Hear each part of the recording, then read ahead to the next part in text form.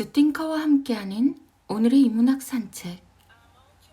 네이버 블로그 김종훈 작가님과의 대화. 이렇게 늙는 건 정말 싫다는 생각이 든다면. 나이가 들면 점점 이런 생각을 자주 하게 된다. 나도 결국 이렇게 늙는 건가? 이렇게 늙기는 정말 싫은데. 그 마음은 과거에도 마찬가지였다. 누구에게나 늙는다는 것은 어렵고 피하고 싶은 과정이다. 셰익스피어는 중년 이후에 후회하지 않는 삶을 살고 싶다면 다음에 제시하는 9개의 조언을 자기 삶에 잘 맞게 변형해서 지켜보라고 말한다. 가장 중요한 것은 누군가가 남긴 말이 아니라 그 말을 자기 삶에 적절하게 맞춰서 연결하는 과정에 있다. 그 과정을 돕기 위해 셰익스피어가 남긴 말에 나의 의견을 적절히 더해 이렇게 편집했으니 마치 시를 읽는 것처럼 차분하게 읽어보라. 첫째, 끝까지 학생으로 남아 있어야 한다. 학생이란 단순히 배우는 자가 아니라 살아있는 자를 의미한다. 그러므로 배움을 포기하는 순간 우리는 급격하게 늙기 시작한다. 배울 것이 없다고 말하지 말고 배울 것을 찾아 나서라.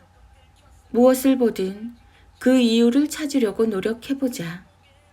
그 마음 속에서 배움의 의지가 솟아나 당신의 정신을 젊게 할 것이다. 둘째, 과거를 자랑하는 것은 어리석은 자의 몫이다. 옛날 이야기밖에 가진 것이 없을 때 당신의 삶은 처량해진다. 삶을 사는 지혜는 지금 가지고 있는 것을 지금 즐기는 데 있다. 지금 알고 있는 것을 그때도 알았더라면 이라는 생각을 하며 지나간 날을 후회하는 사람이 많다. 하지만 언제나 중요한 것은 바로 오늘이다. 지금 알게 된 것을 과거에 미리 알지 못한 것을 후회할 시간에 지금 알게 된 것을 지금 하려고 시도하는 것이 현명하다. 이유가 뭐든 자꾸만 과거를 돌아보는 자에게는 희망이 없다. 무엇을 보고 느끼든 지금 현재에 적용할 방법을 가장 먼저 떠올리자. 셋째, 젊은 사람과 경쟁에서 얻을 수 있는 건 실망뿐이다. 젊은 사람에게 당신의 자리를 내어주라는 의미가 아니다. 그들을 싸워 이길 대상으로 바라보지 말고 그들이 끊임없이 성장하는 모습을 인정하고 미래에 대한 용기를 주는 어른이 되라. 중년 이후에는 젊을 때 몰랐던 것을 하나하나 알게 된다. 그것들 중 하나가 바로 인생을 즐기며 사는 법이다. 경쟁이라는 바구니 안에는 행복이라는 열매를 담을 수 없다. 그들이 성장하는 모습을 바라보며 남아있는 인생을 행복하게 즐겨라. 넷째, 부탁받지 않은 조언은 굳이 꺼내지 말자. 충고를 좋아하거나 반기는 사람은 거의 없다. 그것은 듣기 싫은 잡음에 불과하기 때문이다. 그런데 나이가 들면 도움을 주고 싶은 마음에 자꾸만 조언을 하게 된다. 그러나 그걸 듣는 상대방은 조언이 아닌 충고로 받아들이게 되고 그렇게 두 사람 사이에 넘을 수 없는 오해라는 강이 만들어진다. 상대가 특별히 부탁한 조언이 아니라면 어떤 조언도 꺼내지 않는 게 좋다.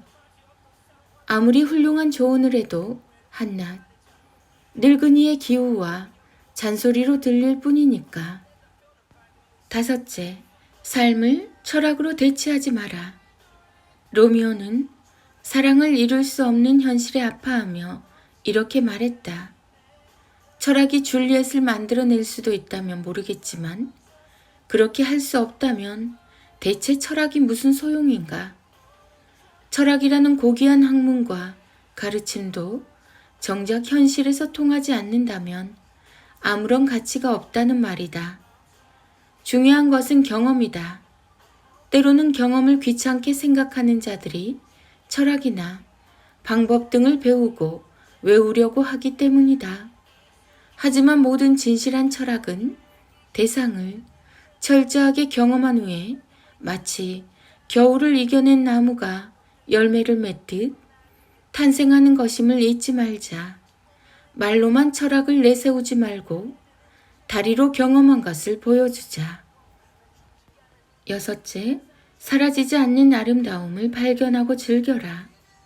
술과 게임 혹은 음식 등 우리를 유혹하는 것들의 공통점은 매우 일시적인 기쁨과 만족만 준다는 것이다. 감동과 기쁨을 오랫동안 주는 것들과 자주 접촉하는 게 좋다. 비싼 그림이 아닌 자신이 봤을 때 아름다운 그림과 성향에 맞는 음악을 자주 즐기며 사랑하라. 독서도 마찬가지다. 사라지지 않는 철학과 인생의 깊이를 담고 있는 책을 자주 읽고 무엇보다 이 세상이 돌아가는 움직임의 본질이 무엇인지 알려주는 자연의 아름다움을 만끽하는 것이 가장 좋다. 7째, 늙어가는 자신을 자꾸만 불평하지 말자.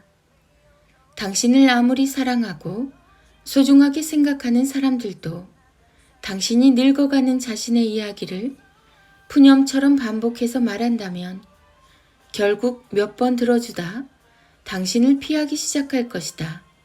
조금은 냉정하지만 셰익스피어는 그 모습을 딱 한마디로 이렇게 표현한다. 가엾어 보인다. 만약 믿기지 않는다면 당신보다 더 늙은 사람들이 자신의 늙어가는 모습을 불평하는 광경을 한번 지켜보라. 바로 이해가 될 것이다. 나이가 들고 늙는 것은 하나의 과정이라는 사실을 기억하자.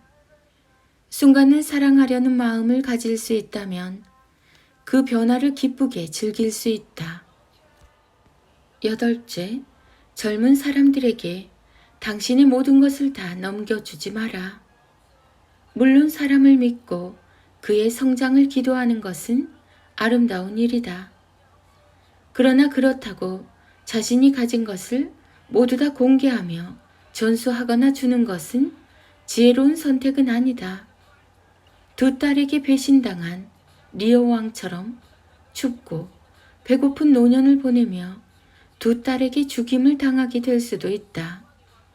물론 소설 속 이야기다. 그러나 현실에서 어느 정도 통하는 이야기라고 볼 수 있다.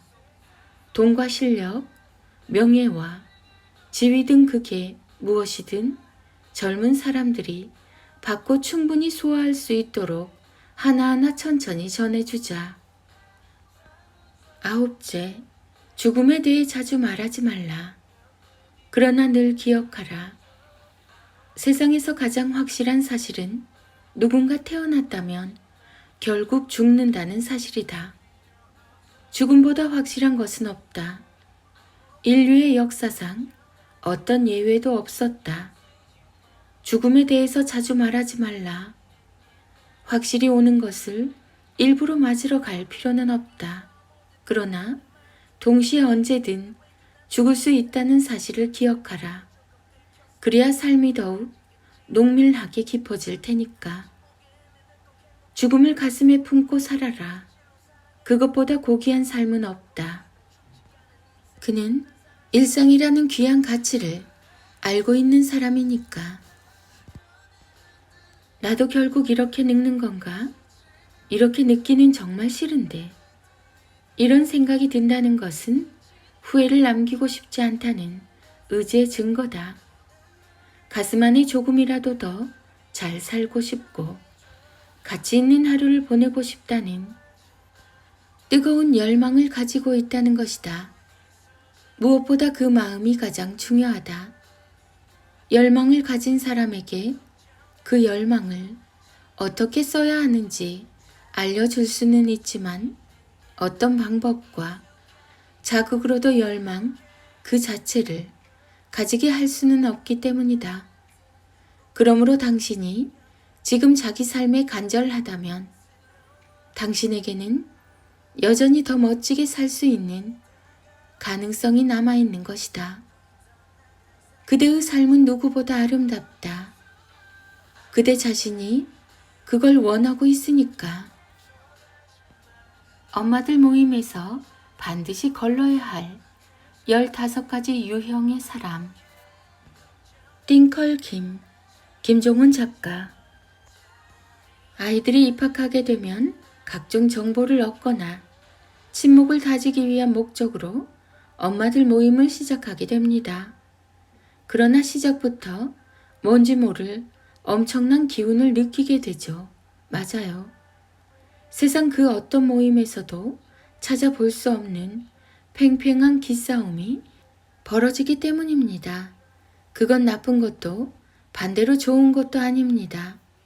처음 만나는 관계에서 나타나는 매우 자연스러운 과정이니까요. 다만 이 사실은 꼭 기억할 필요가 있습니다. 내가 스스로 불편하다고 느끼면서 굳이 엄마들 모임에 나갈 필요는 없다. 어디에 가든 내 마음이 편해야 합니다.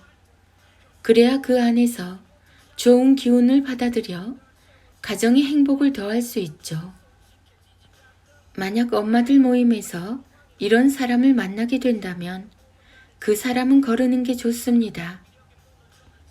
아이를 위한 것이지만 가장 중요한 건 부모의 기분입니다.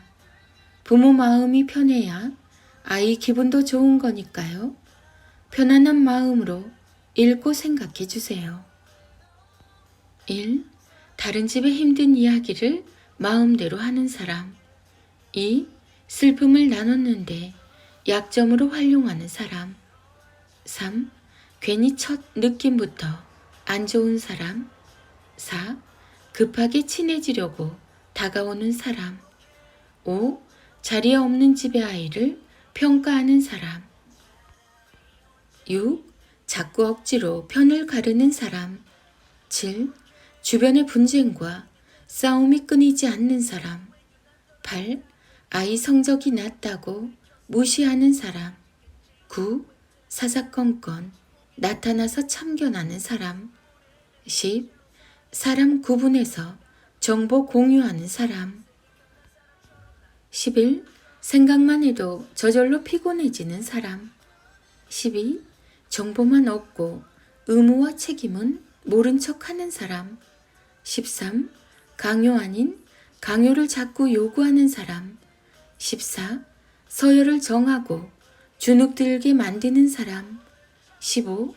이간질을 하면서 거짓말을 일삼는 사람. 모임에서 많은 정보를 얻을 수 있지만 정말 중요한 건 아이와 함께 있는 시간입니다. 모임에 전혀 나가지 않고도 아이를 멋지게 키운 부모님도 많이 계시니까요. 뭐든 내게 스트레스가 된다면 다시 생각할 필요가 있습니다. 무엇보다 내 마음이 편해야 합니다. 어떤 정보와 친목보다 나의 좋은 기분을 유지하는 게 가장 중요하다는 사실을 기억해 주세요. 세상에서 가장 소중한 정보는 당신을 사랑스럽게 바라보는 아이의 두 눈 속에 있습니다. 띵컬 김종훈 작가. 부모 교육, 자녀 교육, 엄마 모임, 엄마들 모임, 책 육아, 인연, 관계, 초등, 초등맘, 육아, 육아맘, 초등 공부, 육아 소통. 세상에서 가장 소중한 정보는 아이의 두 눈 속에. 아이들의 낭송이 이어집니다. 인문학의 대가 김종훈 작가님의 하루 한 장 365 인문학 달력. 아이가 일상은 우리가 가진 모든 것이라고 생각해야 읽은 내용을 어떻게 삶에 연결할 수 있을까? 나는 색을 할 수 있다.